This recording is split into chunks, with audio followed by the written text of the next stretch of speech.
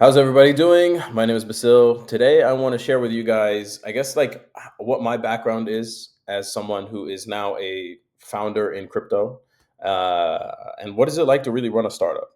Before we get into what it is that I'm building and why I'm building it, some background about myself. I used to do e-commerce for about 10 years before entering the space. It was like 10, 11 years. And I started in 2010. Back when I was selling products on eBay, I used to buy products from China. At the time, I'm really into football and soccer. So I used to buy, for example, soccer cleats, and I would resell them on eBay. And then after months of doing that, it was really, I was like, why am I waiting every time like a month to get these products, and then going ahead and listing it. It was like such a tedious long, it was just wasn't sustainable. And used to communicate with my supplier on Yahoo Messenger. Like this guy I found on C2C offer. Like back then, that was these random websites you can go into, and like basically they'd have, it was a marketplace of like products, and then you would go and like you would just haggle with the person about how much you're willing to offer for that product. But anyways, so I found a legitimate guy. We used to work together for like 4 years, 5 years. And yeah, after like few months when I started, I was like, hey man, can you just send the products directly to the customer? And then this is when he was like, oh yeah, I'll drop ship it. And then I said, okay, sure, whatever that means. So every time I'd get an order, I used to send him an email with like the shoe, the size, the address, the person's name, and I just fully trusted that he was gonna do it, and then he did. And we had this relationship where, like, I would run up a balance, and then he'd be like, "Oh, okay, like you've reached 5K," and I'll just send him 5K on PayPal. And this was me when I was 16 years old, doing this using my mom's name on the PayPal account. Until yeah, I got into college. I paid my college tuition from this stuff. 2016 rolled around. I went to college for some completely different reasons, by the way. Um, it has nothing to do with like business or anything like that. 2016, I graduated. I don't want to go into that field that I studied. Shopify had just launched. I was like, you know what? I was doing e-commerce. Let me just find what this new e-commerce thing is. I found about Shopify, went there immediately. It took me, I would say, a year of just failing and just expenses that I was just maybe through like 20, 30K that year, which is like all that I had almost in Facebook ads, until I had that one product that just hit. And it was print on demand essentially. So I was able to build a print on demand like women's clothing business for 5 years.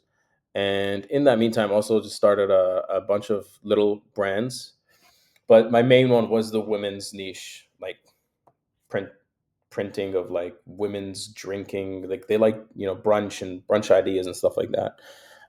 So I was doing that for 5 years until like COVID hit 2021. I jumped into crypto. This is where I met some people. I jumped into crypto. I wanted to go full board in there, and yeah, I sold my my you know e-commerce business and transitioned into crypto. Started a company with friends of mine in crypto, which was a conference business. So yeah, ran an event, which turned out to be like the largest event in Cosmos. I was in that ecosystem and did that for 4 years. Before, now I've been in e-commerce, in crypto for 4 or something years, and I've been seeing a lot of similarities with Shopify and e-commerce, where that quickly matured and the customer became educated and it became like more competitive in that space to sell products. I'm seeing a lot of similarities now in the space in crypto, right? Once you have like peak scam, like in the time in Shopify, it was like really easy. There's so many people scamming. Um, but what happens usually with that is that those problems get solved immediately in two ways. One way is the customer gets smart and he understands what to look for and what to avoid, right? And what is legitimate, what isn't legitimate. The second thing is other tools and products that are more competitive, that gives the customer an edge to make those right decisions, okay? Those start to come out to solve those problems of, hey, we need less scams. And so people are willing to go and use platforms and products that are going to mitigate and reduce those. Those are the same things I see now happening in crypto. What I mean specifically is like obviously with how Pump Fund, for example, is has made it extremely easy to launch tokens. There has been 30 million plus tokens now in the market since the beginning of last year. And 21 there was like 10,000 tokens. So now it's like so easy to launch a token that it's really extremely hard and competitive for projects to maintain mindshare with the current customer and user that's in the space. And the current customer in the space also is like, man, like I've been here now for 4 years. You say your product does this, but when I go and I do it, I'm not receiving that much value from it. And there's no really tangible use case for me besides the speculative aspect of this product, which long term doesn't align with users, right? So how do you build products in this space that offers a value that's besides speculative use cases? Okay. And this is where I think you have to start building products that do serve those purposes, right? Whether it's ways to make passive income, but using the technologies of crypto, ways to, get engagement, but then at the same time getting paid for it, right? And using like the decentralized the tech aspect of what blockchain technology gives you, and that's powers for those purposes. Which brings me to Send It. So, as someone that's been in the e-commerce space for a while, I know the pains and issues of that industry. If you are an individual that comes from emerging markets, it is extremely difficult for you to get started, mainly because of the payment processors, and also these centralized e-commerce platforms are heavily reliant on these payment processors. So, what happens is that these centralized e-commerce platforms um, have to comply with the payment processors, but also they have power over the user in the sense.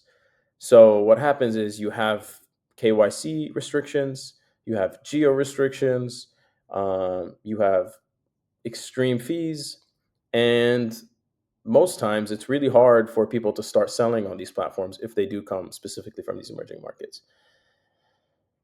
So what we have built here at Sendit is essentially a non KYC e-commerce platform.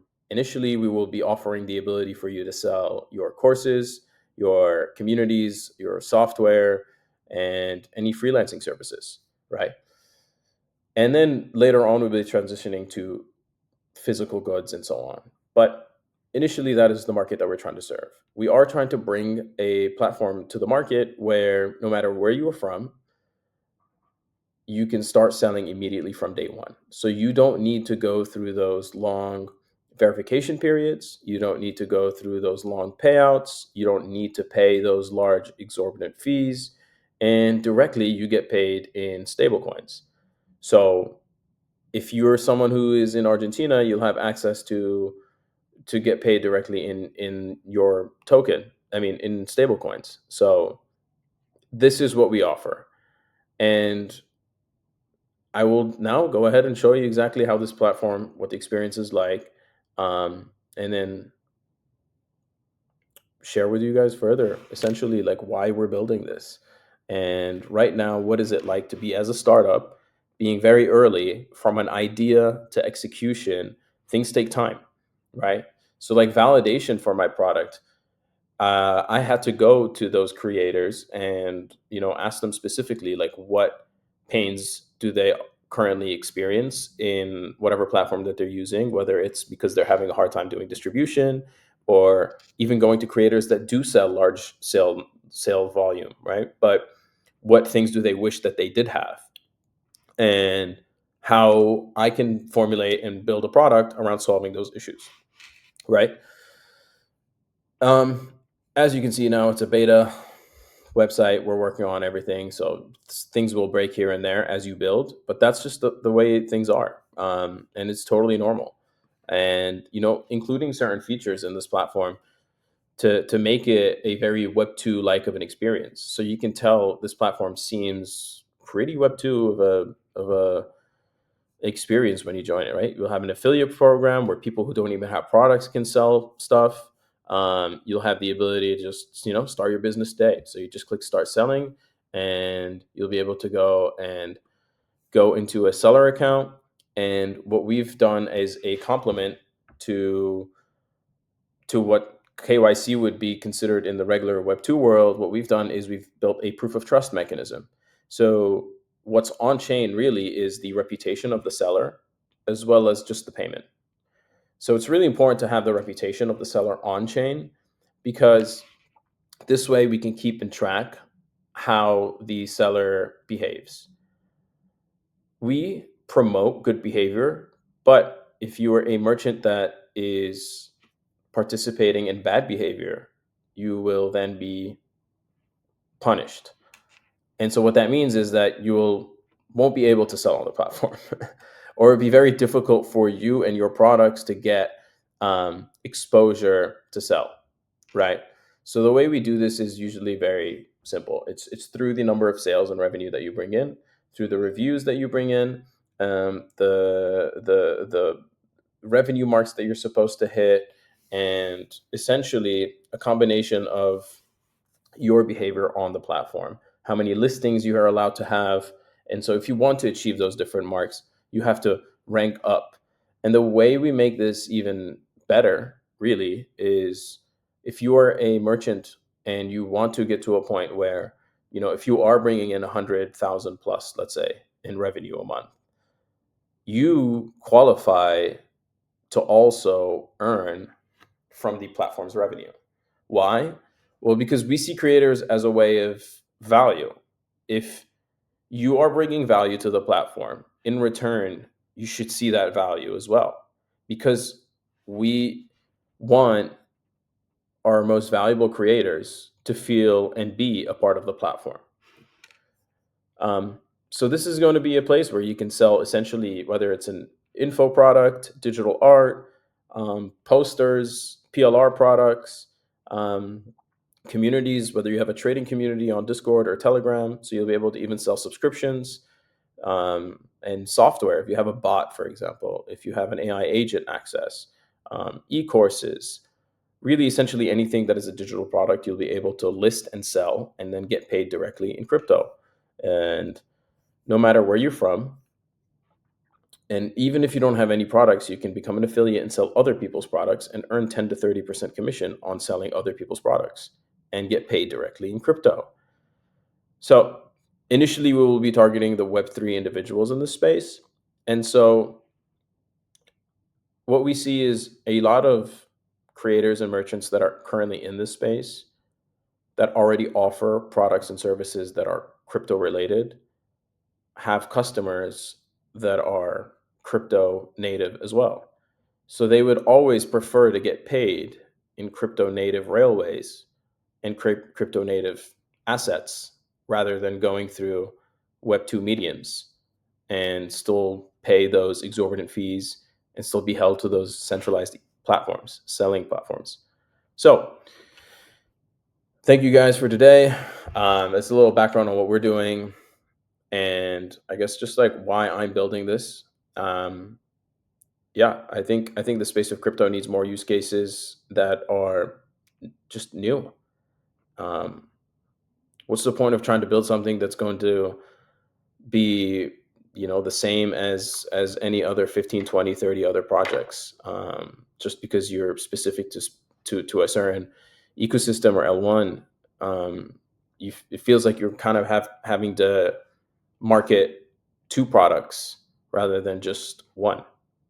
um, and you're competing against other people that are in the same space as you. So what edge do you really have when your product's use case and utility is similar across multiple different ecosystems? What ends up happening here is you just really end up having fragmented users, and fragmented mind share, and fragmented liquidity, and short-term users.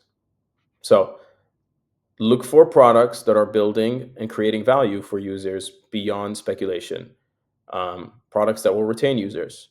And that's what I hope we'll be doing here at Sendit Markets. Cheers.